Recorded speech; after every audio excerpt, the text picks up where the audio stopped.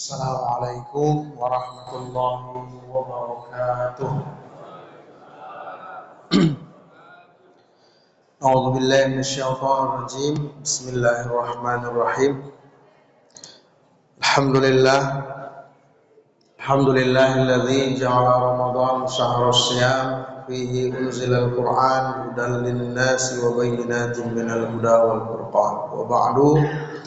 Al-Mukarramun yang saya hormati, saya muliakan seluruh Bapak Ibu yang hadir tanpa kecuali. Kita muliakan segenap jajaran kepengurusan masjid kita ini, Masjid Paripurna Darul Aman.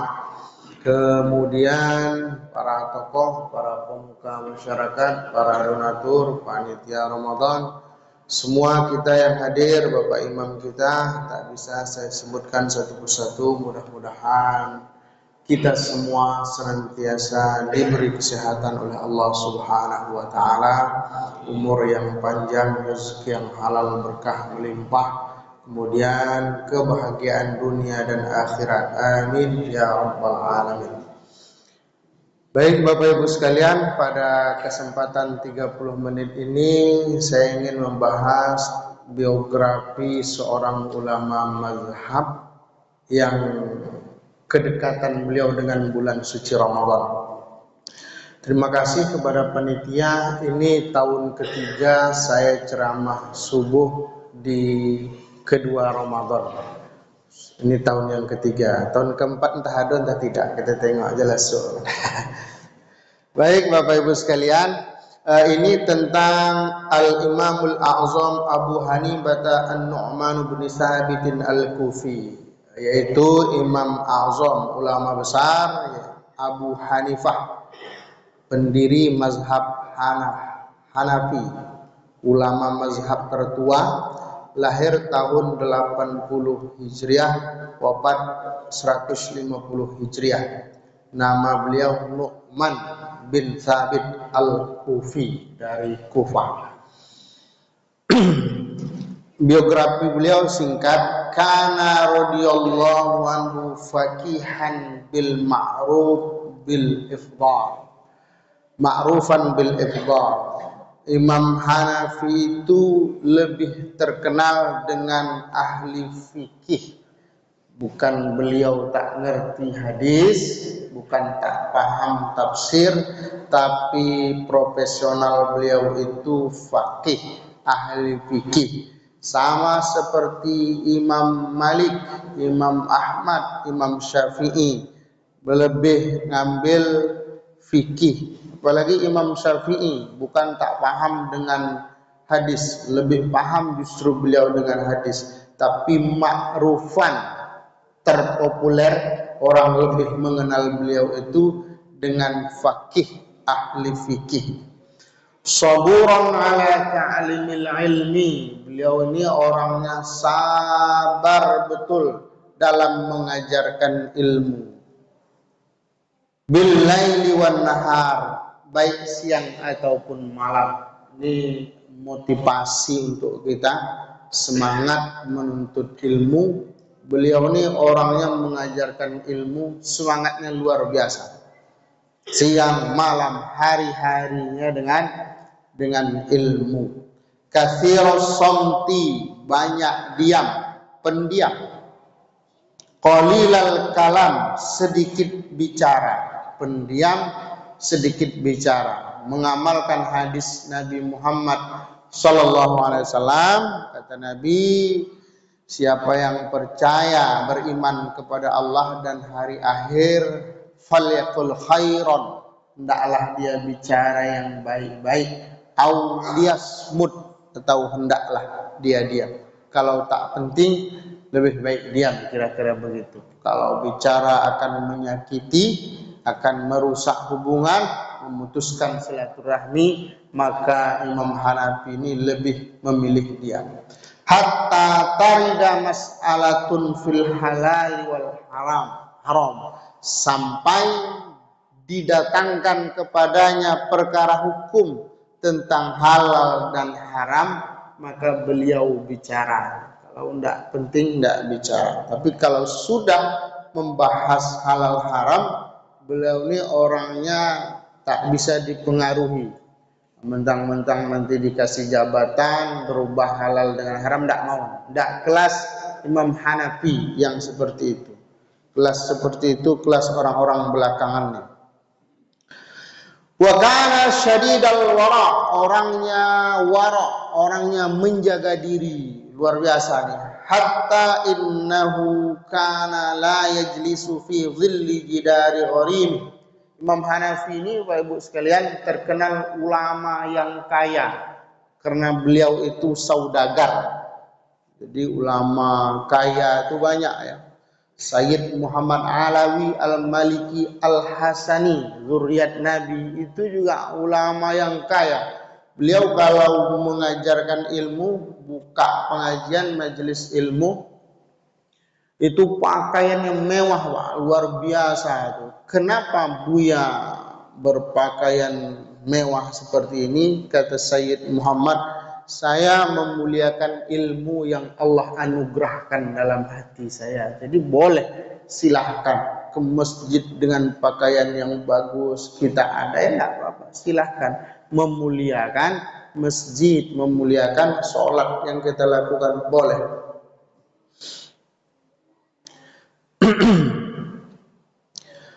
Dan beliau ini Bapak Ibu yang dimuliakan Allah, datang ke rumahnya seorang minjam uang. Buya, saya minjam uang lah. Boleh, kata Imam Hanafi. Dia kasih uang, dia catat. Janji berapa bulan? Sebulan. Dulu tak ada handphone. Sudah sebulan, yang meminjam itu tak membalikkan uang. Datang dia. Kalau kita agak payah kalau zaman sekarang kita buat seperti itu ya. Nah, agak payah bukan? Lama minjamnya sebulan, udah sampai kita jemput ke rumah gitu kan. Itu berkelahi nanti. Berkelahi itu. Macam tidak percaya aja sama aku. Baru pun 1 bulan aku pinjam. Gitu tuh. Ya. Dia yang minjam, dia pula yang ngotot kan. Dia pula yang marah-marah. Jadi datang Imam Hanafi ini ke rumah orang yang meminjam tadi, datang. Tapi Imam Hanafi ini tidak mau duduk di teras rumah orang yang minjam, atau beliau tidak mau bernaung di bawah pohon dekat dari rumah yang meminjam. Ada pohon situ, tidak mau dia, hari panas, bernaung tak mau di bawah pohon, masuk ke teras pun tak mau. Kenapa? Karena menjaga diri. Kata beliau, kullu qardin jarra naf'an fahuwa riba. Setiap transaksi yang diambil manfaat, maka dia riba. Jadi tak mau, saking aifahnya Pak, menjaga dirinya. Kenapa dia diizinkan masuk? Karena sebulan itu punya utang, segan yang berutang itu suruh. Jadi hal-hal seperti itu zaman sekarang, zaman dulu tak dilakukan orang, tapi oleh Imam Hanafi ini saking menjaga dirinya, beliau jaga, tidak mau ngambil manfaat. Ada orang datang ke rumah kita, Pak minjam 3 juta, apa jaminannya? Agunannya motor saya. Ya udah, sebagai jaminan. Bukan motornya dipakai-pakai sampai kau balikkan uangku nanti. Sebulan baru dibalikkannya, sebulanlah motornya dibawa keliling, pakainya ke masjid. Pakainya enggak boleh, itu ngambil manfaat namanya. Begitulah kehati-hatian Imam Hanafi.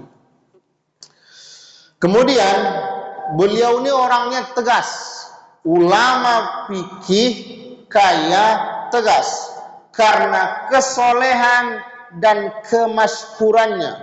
Beliau diminta menjadi hakim di masanya. Ditolak ya Pak. Orang yang menolak jabatan termasuk Imam Hanafi. Kita mengemis jabatan kalau dia menolak jabatan. Kalau beliau ini nolak. Pertama dipinta oleh pemerintah, oleh kerajaan pada waktu itu. Beliau menolak. Sampai akhirnya dijemput paksa, dibawa ke istana. Pokoknya Tuan harus menjadi hakim agung. Tak mau beliau. Wa duriba bisyad ala ra'sihi. Akhirnya karena tak mau, beliau itu dipukul dengan cambuk di kepalanya, hatta intafaqa wajhuhu, sampai bengkak-bengkak wajah dan tubuh. Jadi kan dahsyat, menolak sampai dicambuk, dipukul, dan akhirnya karena tak mau dimasukkan ke dalam penjara. Jadi ulama yang di penjara zaman dulu sudah ada, orang-orang soleh yang difitnah di penjara zaman dulu sudah ada. Kalau terjadi zaman sekarang itu hal-hal yang biasa saja. Nah, maka banyak ulama cari aman sekarang kan, termasuk saya lah kan. Cari aman. Yang kami bahas nih sholat, puasa, haji, umroh. Sedikit ulama yang bahas amar ma'ruf nahi mungkar, Pak. Kan sedikit kan? Resikonya ngeri. Terhitunglah Pekanbaru ini ada, enggak ada. Nah, dulu ada, sekarang enggak ada. Habib Rizik masih itu. Banyak ulama cari aman. Kalau beliau ini enggak. Akhirnya wasujina ala dzalik, karena menolak permintaan umara, permintaan raja pada saat itu, akhirnya beliau dipenjara, sijin dipenjara, wa mata fi sijin, dan meninggal dalam penjara. Ini termasuk ulama yang meninggal dalam penjara, diantaranya Sayyid Qutb, beberapa ulama lainnya, termasuk Imam Hanafi ini, orang yang istiqamah di masanya. Nama beliau masih tetap ada walaupun sudah meninggal lebih dari 1400, kira-kira 1400 tahun yang lalu lah. Jadi kesolehan beliau, setiap orang yang menyampaikan ilmu pasti banyak merujuk pendapat Imam Hanafi, ulama mazhab tertua. Walaupun ada orang yang mengatakan tak makai pendapat dia, tapi banyak sebenarnya merujuk pendapat Imam Hanafi. Nah, wa khatamal Qur'an fi mawdi'il ladzi mata fihi sab'ata alafi marrah. Karomah yang Allah berikan kepada beliau, beliau itu menghatamkan Al-Quran di penjara. Jadi orang soleh ini Pak, Bu, dimanapun dia diletakkan, dia akan berguna, dia akan bermanfaat, dia akan beramal ibadah.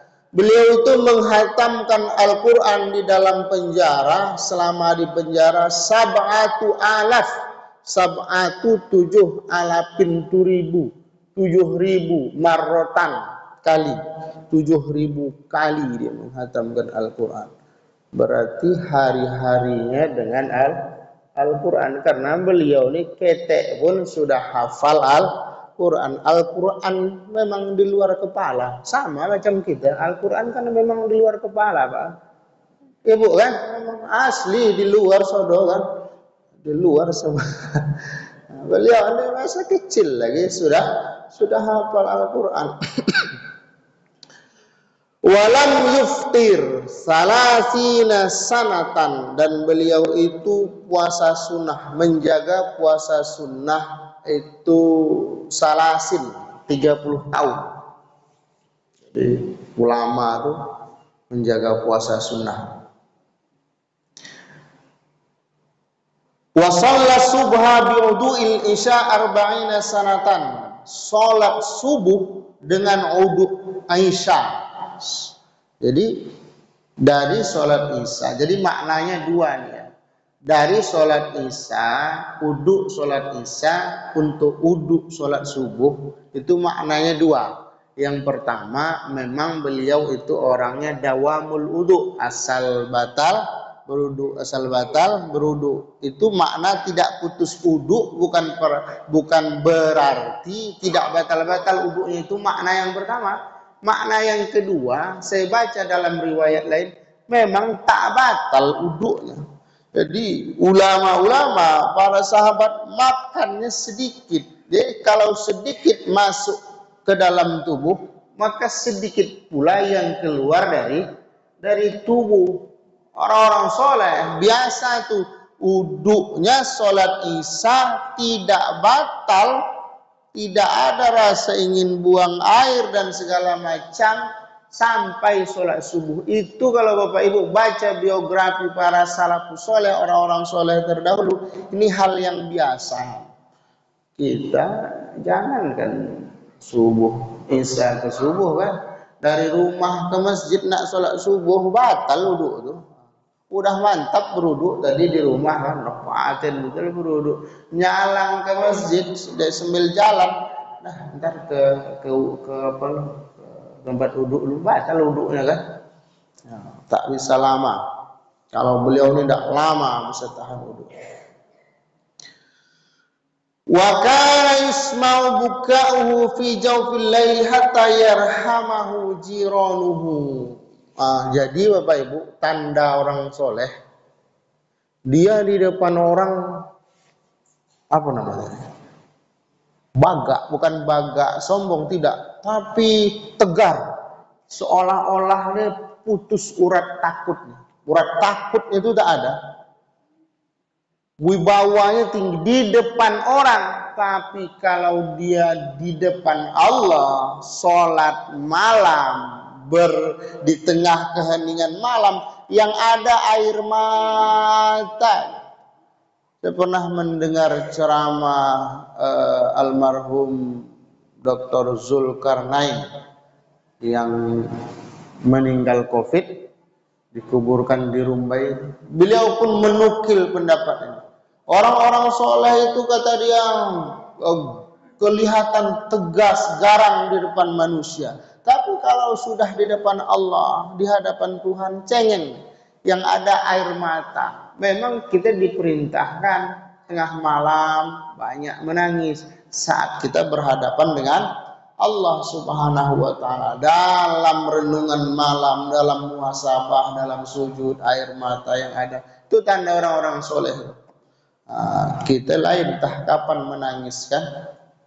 Kapan terakhir kita menangis agak-agak lupa. Pun kalau kita menangis banyak karena dunia, Pak. Banyak karena hal-hal yang berbau dunia. Kalau ulama ini tidak nangis, dia karena waktunya lalai sia-sia, karena terjadi sesuatu. Bahkan sahabat-sahabat dulu menangis gara-gara tinggal sholat berjamaah. Kan ada sahabat yang menangis, yang akhirnya mengulang sholat isyanya satu malam suntuk gara-gara tinggal sholat isya berjamaah.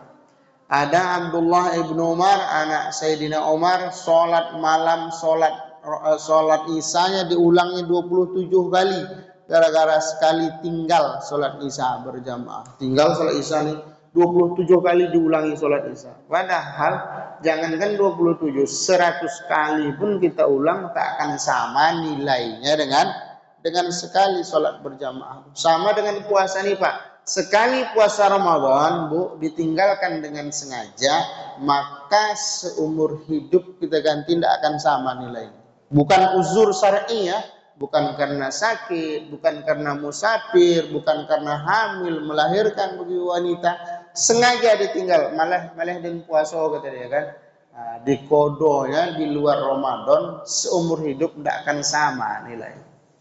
Bapak Ibu yang dimuliakan Allah Subhanahu wa Ta'ala, kemudian Imam Abu Hanifah ini yang mau saya sampaikan, intinya ini sebenarnya. Ra'aitu Abu Hanifah, aku melihat Abu Hanifah, Imam Hanafi, waqad khatamal Quran fi syahri Ramadan. Beliau itu menghatamkan Al-Quran di bulan suci Ramadan, sittina khotamatan bil laili wa sittina khotamatan bin nahar. Ini karomah kayak. Kita tidak sanggup, awam tidak sanggup. Beliau itu di bulan Ramadan menghatamkan Al-Quran 60 kali di siang Ramadan, 60 kali di malam Ramadan. Macam mana ngatam itu? Awak baca aja tidak sampai 60 kali. Sekali payah kan? 60 kali siang, 60 kali malam. Jadi selama Ramadan itu 120 kali hatam. Kenapa? Karena memang Al-Quran itu di sini. Apapun aktivitas beliau dengan Al-Quran. Jadi kalau kita bayangkan rasa-rasa nak mungkin, maka saya sebut ini karomah, kelebihan yang Allah berikan kepada Imam Hanafi. Makanya di dalam di ujung ayat surah Al-Muzammil itu dikatakan apapun kesibukan kita, Bapak Ibu sekalian, tidak menjadi alasan untuk tidak dekat dengan Al-Quran. Tidak jadi alasan. Pembisnis, bisnismen sibuk pergi ke sana kemari, rapat, meeting dan segala macam, itu tidak menjadi alasan untuk tidak membaca Al-Quran. Sakit tidak menjadi alasan untuk tidak membaca Al-Quran. Kita tengok tentara-tentara Hamas dalam perang, mereka dekat dengan Al-Quran. Hampir nyawa di ujung tanduk, Al-Quran tidak tinggal. Jadi atur waktu untuk Al-Quran, jangan sisa waktu untuk Al-Quran. Tidak bisa. Awali hari kita dengan Al-Quran. Kalau dapat ujung hari kita dengan Al-Quran. Ini Al-Quran di ujung. Kalau dah di ujung dah ngantuk, dah lelah. Sambil ngaji itu menguap aja kerja dia. Dah lelah. Satu hari bekerja di luar. Di situ baru diambil Al-Quran. Iza waqatil waqi'ah. Ghafilatur rafi'atun iza rujjatil ardu wa waqatil itu. Kenapa? Sisa hari. Harus awal hari. Biasakan habis bangun dekat dengan Al-Quran. Kemudian kalau kita lihat juga Bapak Ibu yang dimuliakan Allah Subhanahu wa taala, Nabi itu puasa 9 kali dari tahun kedua. Puasa Ramadan itu disyariatkan hari Senin bulan Sya'ban tahun kedua daripada hijrah. Nabi puasa 9 kali, berarti sampai tahun ke-10. Tahun ke-11 Nabi tak lagi puasa karena tak bertemu dengan bulan Ramadan. 5 bulan sebelum Ramadan Nabi wafat di bulan Rabiul Awal. Setiap tahun Nabi itu tadarus dengan malaikat Jibril dari tahun kedua itu. Berapa Al-Quran yang sudah diturunkan. Sekali hatam tiap tahun, kecuali tahun yang terakhir ya, 2 kali hatam. Jadi kalau ingin 2 kali hatam silahkan, kalau ingin sekali hatam silahkan. Dianjurkan, silahkan pilih. Kalau ingin beberapa kali juga silahkan. Nah, makanya kalau kita lihat ingin Ramadan kita ini sempurna, maka selain mengupgrade kualitas puasa, maka Bapak Ibu diperintahkan mengupgrade 3 hal. Yang pertama sholatnya. Sholat, kualitas sholatnya di Ramadan ini tambah, bukan hanya fokus dengan yang fardu saya. Beliau ini, Imam Hanafi ini, beliau sholatnya 1 hari 1 malam 300 rakaat. Yang fardu cuma 17, sisanya sholat sunnah. Tidak banyak duhanya, karena duha paling banyak 12 rakaat. Tidak banyak witirnya, karena witir paling banyak 11 rakaat. Di mana dibanyakkan oleh Imam Hanafi ini qiyamul lailnya. Karena sholat malam itu la hadda li'adadi rakaatih. Tidak ada batasan rakaatnya. Silahkan sholat malam itu diperbanyak. Ditingkatkan kualitas sholatnya, yang sunnah-sunnah dijaga juga. Kemudian meningkatkan kualitas kedekatan kita dengan kitab suci Al-Quran. Yang ketiga sedekah.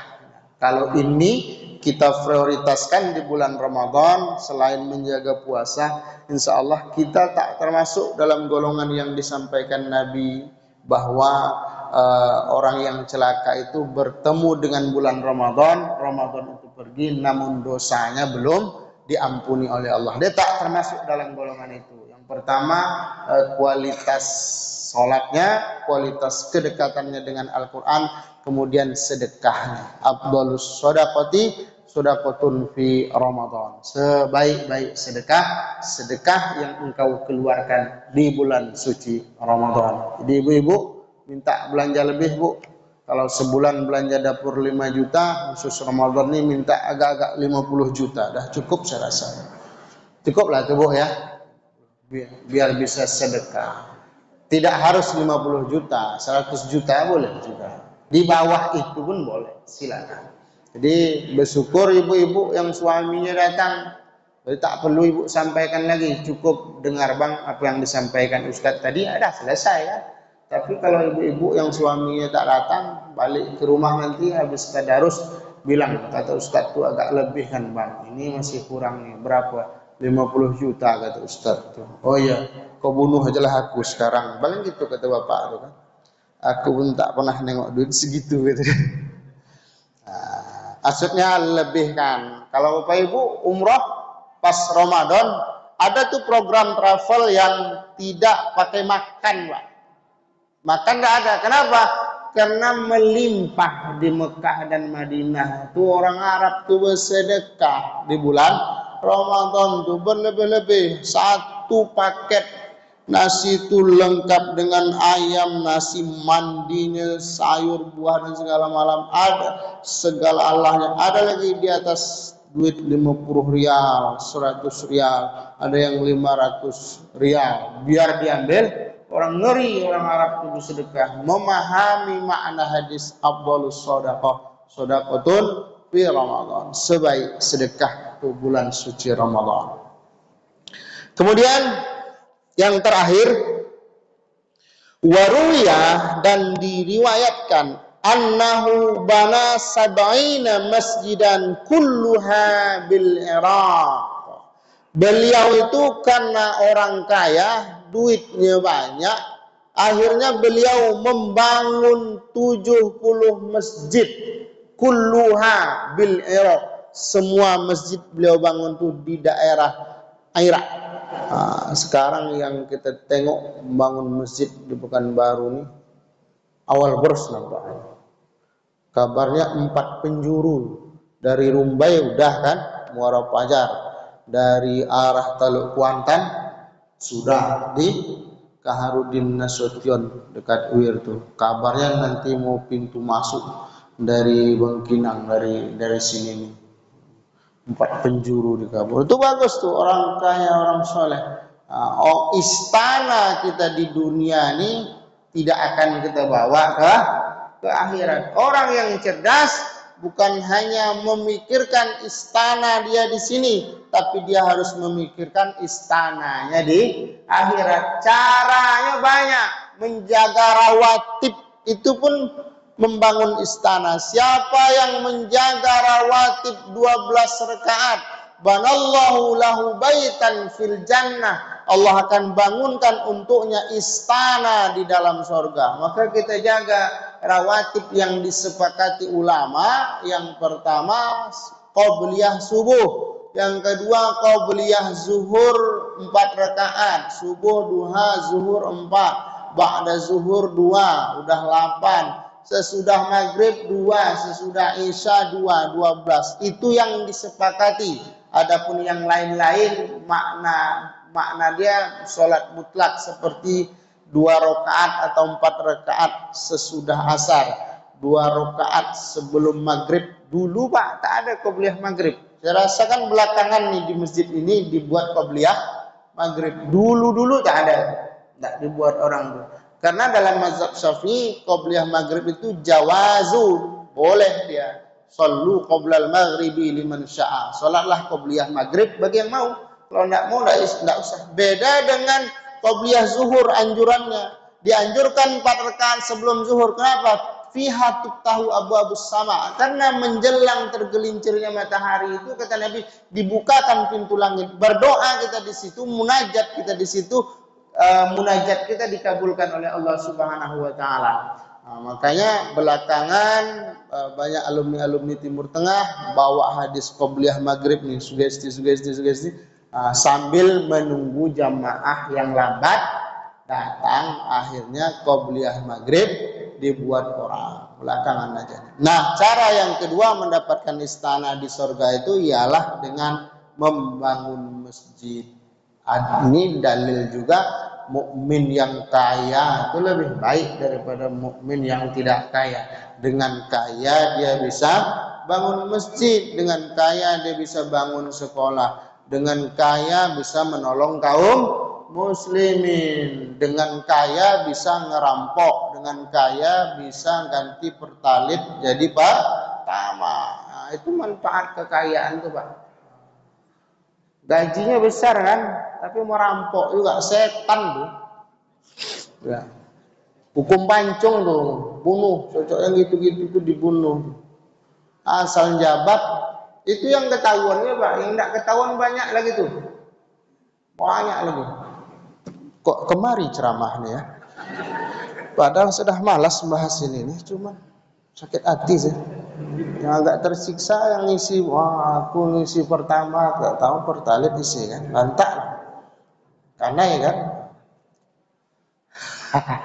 Bapak Ibu yang dimuliakan Allah Subhanahu wa taala, inilah ceramah singkat, mudah-mudahan bermanfaat. Ini motivasi saja, ulama itu begitulah dengan memuliakan Ramadan. Hendaklah kita mengikuti mereka. Ittabi'ul ulama, ikuti para ulama soleh ya. Fa innahum warasatul anbiya, karena para ulama itu pewaris para nabi. Mudah-mudahan bermanfaat. Subhanakallahumma wa bihamdika asyhadu an la ilaha illa anta astaghfiruka wa atubu ilaik. Assalamualaikum warahmatullahi wabarakatuh.